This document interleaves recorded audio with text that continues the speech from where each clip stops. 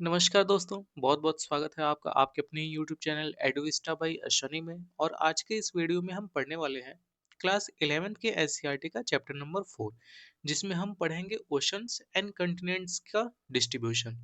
अब इसमें आगे बढ़ने से पहले मैं थोड़ा आपको शॉर्ट व्यू देना चाहता हूँ। इसमें हम कॉन्टिनेंटल ड्रिफ्ट थ्योरी के बारे में पढ़ेंगे, कौन-कौन से एविडेंसेस हैं जो उसको सपोर्ट करते हैं उसके बारे में पढ़ने वाले हैं। फिर कौन-कौन से फोर्सेस हैं जिनकी वजह से ये फिनोमिना हुआ, और फिर ओशन फ्लोर थ्योरी पढ़ेंगे, सी फ्लोर स्प्रेडिंग थ्योरी पढ़ेंगे। तो इस टाइप की थ्योरी पढ़ेंगे और लास्ट में देखेंगे कि टाइप्स ऑफ प्लेट क्या होती हैं। ठीक है, आप कई बार सुनने होंगे कि कुछ मेजर प्लेट्स होती हैं, कुछ माइनर प्लेट्स होती हैं। तो इन्हीं सब चीज़ों के बारे में आज हम पढ़ने वाले हैं।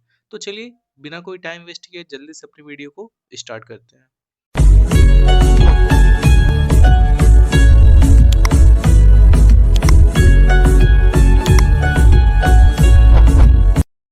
सबसे पहले हम देखते हैं कंटिनेंटल ड्रिफ्ट थ्योरी को। देखो, अब कंटिनेंटल ड्रिफ्ट का जो आइडिया था, ये सबसे पहले 1596 में अब्राहम ऑर्टेलियस ने दिया था, जो कि एक डच मैप मेकर थे। ठीक है, वो मैप बनाते थे।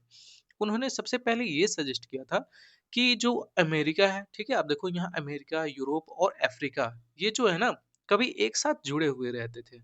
बट बाद में क्या हुआ, जो एंटोनियो पेलेग्रिनी थे, ठीक है, इन्होंने एक मैप ड्रॉ किया जिसमें इन तीनों कंटिनेंट को एक साथ दिखाया गया।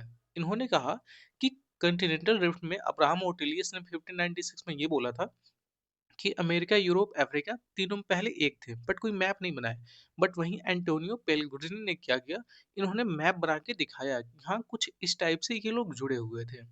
फिर उसके बाद आते हैं हमारे अल्फ्रेड वेगनर। अब अल्फ्रेड वेगनर क्या करते हैं, अल्फ्रेड वेगनर ही द कंटिनेंटल ड्रिफ्ट थ्योरी का ये सिद्धांत देते हैं। ठीक है, ये थ्योरी देते हैं। इनके अकॉर्डिंग क्या होता है कि ये सारे कंटिनेंट आप जितने भी आज के समय में देख रहे हो ना, जो भी कंटिनेंट है, एशिया, यूरोप, अफ्रीका, ये सब कुछ पहले एक ही हुआ था। और इस लार्ज लैंड मास था पहले। ठीक है, एक ही लैंड मास था, उसका नाम था पेंजिया। देखो, इन्होंने यहाँ पे पेंजिया का नाम लिया है। और बोलते थे कि जितने भी ओशन है ना इस समय अर्थ पे, जैसे पैसिफिक हो गया, अटलांटिक हो गया, ठीक है, तो ये जितने भी ओशन थे, सब का सब मिला के पहले एक ही ओशन था, उसको हम बोलते थे पैंथलासा। तो देखो, जितने कंटिनेंट थे उनको पेंजिया, जितने ओशन थे उनको पैंथलासा। फिर क्या होता है, 200 मिलियन ईयर एगो के आसपास में आप देखोगे कि ये जो लार्ज लैंड मास था ना पेंजिया, ये दो पार्ट में धीरे धीरे टूटने लगता है। एक नॉर्थ की तरफ जाता है और एक साउथ की तरफ। तो जो पार्ट नॉर्थ की तरफ जाता है उसको ये नाम देते हैं लॉरेशिया, और जो साउथ की तरफ यानी कि नीचे की तरफ आता है उसको बोलते हैं गोंडवाना लैंड। अब देखो, कुछ अगर ये थ्योरी दिए थे तो इसके बाद से बहुत से लोग ये पूछेंगे ना कि आखिर आप इस किस बेसिस पे ये कह सकते हैं कि ऐसे हुआ होगा।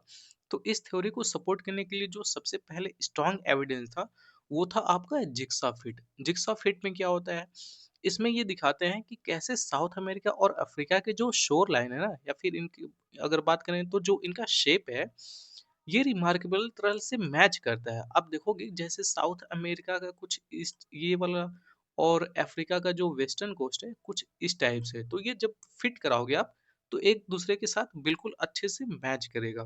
तो इसको इन्होंने दिखाया था। फिर सेकेंड पॉइंट में इन्होंने क्या दिखाया, इन्होंने दिखाया कि जो भी रॉक्स पाए जाते थे ना उस तरह के, वो सब क्या होते थे, सेम एज के पाए जाते थे। आप देखोगे कि जो रॉक ब्राजील में पाया जाता है ब्राजील के कोस्ट पे, वही सेम रॉक, उसी एज के सेम रॉक आपको वेस्टर्न अफ्रीका के कोस्ट पे देखने को मिलेंगे। तो इस तरह से कुछ ये इसको बताने की कोशिश किया। और फिर इन्होंने और क्या बताया, इन्होंने कहा कि इसी तरह से साउथ अमेरिका और अफ्रीका के जो मराइन डिपॉजिट हैं आप देखोगे, तो वो किस एज के हैं, जुरैसिक एज के बारे में बताया कि जो जुरैसिक एज के जो भी मराइन डिपॉजिट्स हैं उस समय, वही सेम मराइन डिपॉजिट ब्राजील और वेस्टर्न अफ्रीका के कोस्ट पे देखने को मिला। तीसरा एविडेंस क्या था, टिलाइट। टिलाइट क्या है, टिलाइट एक सेडिमेंट्री रॉक है, ठीक है, जो ग्लेशियल डिपॉजिट से बनती है। अब देखो यहाँ पे कह रहा है कि ये किससे बनती है, ग्लेशियल डिपॉजिट से बनती है।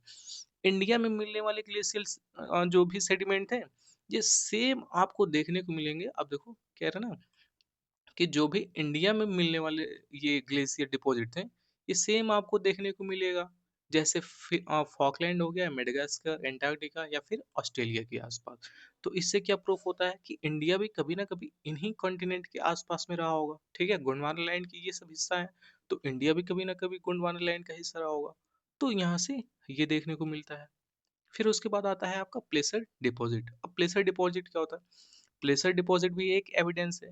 ये आप देखोगे कि जो घाना के कोस्ट पे, ठीक है, गोल्ड पाया जाता है ना। आप कई बार सुने होंगे कि घाना के कोस्ट पे बहुत लार्ज मात्रा में गोल्ड का वहाँ एविडेंस मिला है। तो वही सेम एविडेंस आप देखोगे कि ब्राजील में, अब दोनों के बीच में अटलांटिक ओशन आता है, जैसा कि आपको मैप में पता होगा। बट ये इतने दूर है, कैसे ऐसा पॉसिबल हो सकता है कि सेम डिपॉजिट गोल्ड का घाना पे भी मिले और सेम डिपॉजिट गोल्ड का ब्राजील पे भी मिले? तो कभी ना कभी ये एक पार्ट रहे होंगे, टूट के अलग हुए होंगे वहां से। तो प्लेसर डिपॉजिट से ये प्रूफ होता है। फिर उसके बाद आता है आपका फॉसिल डिस्ट्रीब्यूशन। अब देखो, जो फॉसिल डिस्ट्रीब्यूशन होता है ना, ये एक बहुत ही स्ट्रॉन्ग एविडेंस है इस चीज का। अगर हम बात करें आइडेंटिकल स्पेसिफिकेशन की या फिर स्पेशीज की, जैसे प्लांट्स और एनिमल्स के जो फॉसिल हो गए हैं, ये अलग अलग कंटिनेंट के कोस्टल रीजन में मिले हैं। जैसे आप देखोगे ये है लेमूरा। ठीक है, क्या है ये? लेमूरा। अब लेमूरा का फॉसिल्स इंडिया, मेडागास्कर, अफ्रीका, देखो, इंडिया हो गया, मेडागास्कर, अफ्रीका, इन सारी जगहों पे बिल्कुल एक जैसा मिला है। ठीक है। फिर उसके बाद देखोगे कि और भी कई तरह के जो ऐसे स्पीसीज हैं, उनके भी फॉसिल्स इधर उधर मिली हैं। तो इससे ये प्रूफ होता है कभी ना कभी ये सारे जो भी कंटिनेंट आज के समय देख रहे हो आप, ये कभी ना कभी एक ही लार्ज लैंड मास का हिस्सा रहे होंगे। ठीक है, आगे बढ़ते हैं। अब आगे के क्या कह रहा है? कह रहा है कि अगर ये कंटिनेंट इधर से उधर हुए हैं, तो कोई ना कोई फोर्स काम की होगी। ऐसे तो हुआ नहीं होगा कि अपने आप पैर से चल के चले गए होंगे। ठीक है। अब कौन कौन सी फोर्स काम की थी उसको देखते हैं। तो वेगनर से जब पूछा गया कि कौन सी फोर्स है ये बताइए, तो इन्होंने कहा पहला कि पोलर फ्लिंग फोर्स और दूसरा टाइडल फोर्स। अब पोलर फ्लिंग फोर्स का क्या होता है? इसका आइडिया ये था कि अर्थ के रोटेशन की वजह से जो कंटिनेंट पोल से दूर इक्वेटर की तरफ मूव करते हैं, इन्होंने ऐसा बताया था। और वहीं टाइडल फोर्स में इन्होंने कहा था कि जो सन या फिर मून की ग्रेविटेशनल पुल है ना, उसकी वजह से ये प्लेट्स इधर से उधर मूव करते हैं। देखो, पोलर फ्लिंग में क्या होता है, जब अर्थ मूव करती है तो इसके रोटेशन की वजह से जो फोर्स लगता है, इन्होंने कहा था कि ये क्या होता है, आपका देखोगे कि जो यहाँ पे, एक सेकेंड, आप यहाँ पे जैसे मान लो ये अर्थ है आपका। ठीक है। अब क्या होता है, इसके रोटेशन की वजह से कंटिनेंट से, जो भी कंटिनेंट है ये पोल से दूर होते हैं। ठीक है। पोल से दूर कहाँ जाते हैं? इक्वेटर के साइड। ये नॉर्थ से इधर और ये साउथ से इधर। ठीक है। तो कुछ इक्वेटर के आसपास में जाते हैं। ये पहले वाले में पोलर फ्लिंग फोर्स में बताया था। दूसरे में टाइडल फोर्स की वजह से इन्होंने बताया था कि जो मान लो यहाँ सन हो गया और यहाँ मून हो गया। ठीक है। तो ये सब अपना फोर्स लगाते हैं, ग्रेविटेशनल पुल लगाते हैं, जिसकी वजह से ये प्लेट्स इधर से उधर मूव होता है। बट क्या है कि जो भी नए नए साइंटिस्ट आए मॉडर्न ज़माने में, जब इस थ्योरी को और डीपली पढ़ा गया, तो इन्होंने ये कंक्लूड किया कि ये जो फोर्सेस है ना, वो इतनी पावरफुल नहीं है कि इतने बड़े बड़े कंटिनेंट्स के ब्लॉक को मूव करा सके। इसीलिए फिर क्या होता है कि जो मॉडर्न प्लेट टेक्टोनिक्स के अकॉर्डिंग क्या बताया गया कि प्लेट्स के जो भी मूवमेंट है, ठीक है, ये पीछे और कुछ ड्राइविंग फोर्सेस के और ही रोल होते हैं।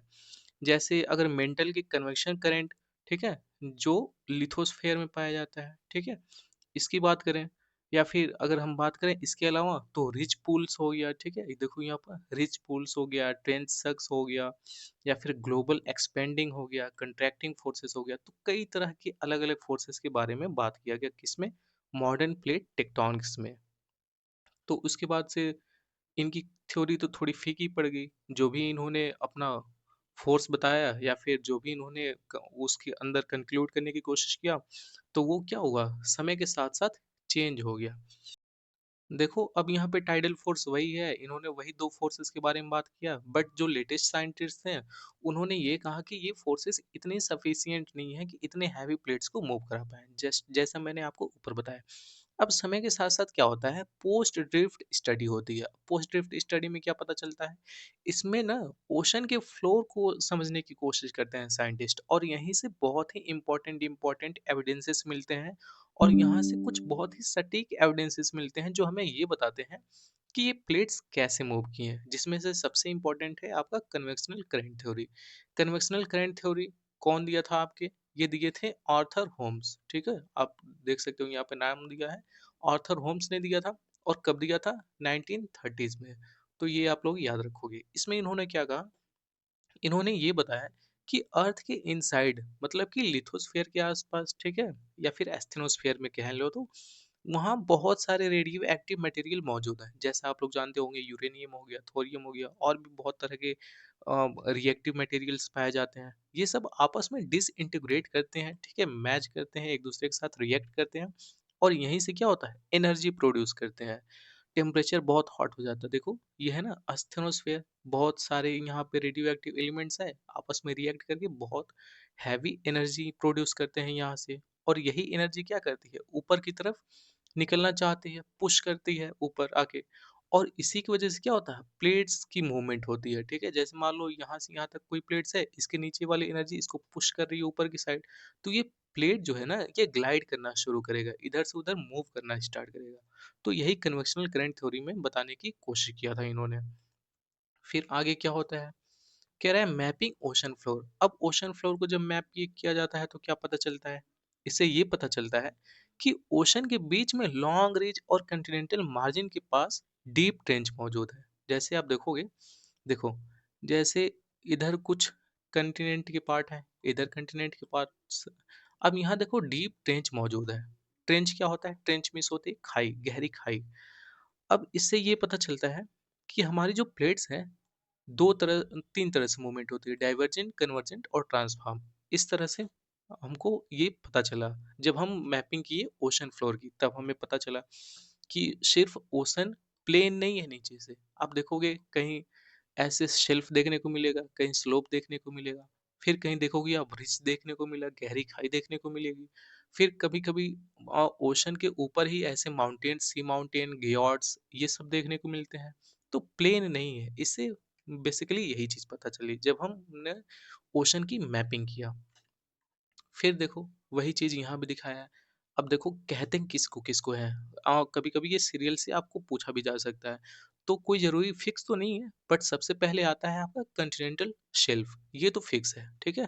जैसे ही आप लैंड के पास से तुरंत जहाँ पे आप नहाने जाते हो ना, ये जैसे मान लो बीच हो गया, तो यहाँ का जो पार्ट है ना, कुछ 50 से 100 किलोमीटर के आसपास, ये हम बोलते हैं इसको कंटिनेंटल शेल्फ। कंटिनेंटल शेल्फ जैसे ही स्टार्ट होता है, तुरंत समुद्र थोड़ा सा और गहरा होता है, और इसको बोलते हैं कंटिनेंटल स्लोप। अब देखो सबसे ज्यादा जो पेट्रोलियम हो गया, या फिर समुद्र में जितनी भी चीजें निकाली जाती हैं एक्सट्रैक्ट करके, वो इसी पार्ट से निकाली जाती हैं कंटिनेंटल शेल्फ, क्योंकि यहीं पे सबसे ज्यादा फॉसिल और जो भी पेट्रोलियम की सामग्री रहती है वो यहीं पे मिलता है कंटिनेंटल शेल्फ में ही, कम से कम 70 से 80%। कंटिनेंटल स्लोप में कुछ नहीं पाया जाता है, क्योंकि ऐसे ही ये स्लोप होता है, तो यहाँ पे कोई चीजें रुकेंगी ही नहीं, वो तुरंत नीचे ग्लाइड करके नीचे आ जाएंगे। अब कंटिनेंटल स्लोप के जस्ट पास में डिब्रिस इकट्ठा हो जाता है, थोड़ा सा देखोगे आप यहाँ पे डिब्रिस इकट्ठा हो गया। अब उसके बाद इधर से आप सी माउंट, वो माउंटेन या फिर वो ऊंचाई जो पानी के ऊपर नहीं आ पाती हैं, उनको हम सी माउंट बोलते हैं, क्योंकि वो सी के अंदर माउंटेन बनता है। और अगर यही माउंटेन ऊपर से बिल्कुल ऐसे फ्लैट हो गया टेबल की तरह, तो इसको हम गयोट बोलेंगे, ठीक है, इतना याद रखना। और उसके बाद जो भी ऐसे बिल्कुल प्लेन लैंड होता है ना समंदर के नीचे, उसको हम बोलते हैं एबेसल प्लेन, ठीक है। ये जितने भी इसके बाद प्लेन आ गया, सब प्लेन पे ही है, माउंटेन, ग्योर्ड्स, तो इसको हम बोलते हैं एबेसल प्लेन। यही आगे कहीं बिल्कुल नीचे धंस गया, तो ये खाई जो बन गई, इसको हम बोलते हैं ट्रेंच, ठीक है। ये इंपॉर्टेंट था इतना। फिर इसके बाद आता है डिस्ट्रीब्यूशन ऑफ वोल्केनो। अब वोल्केनो और अर्थक्वेक का डिस्ट्रीब्यूशन हम देख लेते हैं कहाँ कहाँ है, ठीक है। कह रहे हैं वोल्केनो और अर्थक्वेक का डिस्ट्रीब्यूशन जो है ये रैंडम नहीं है, ठीक है।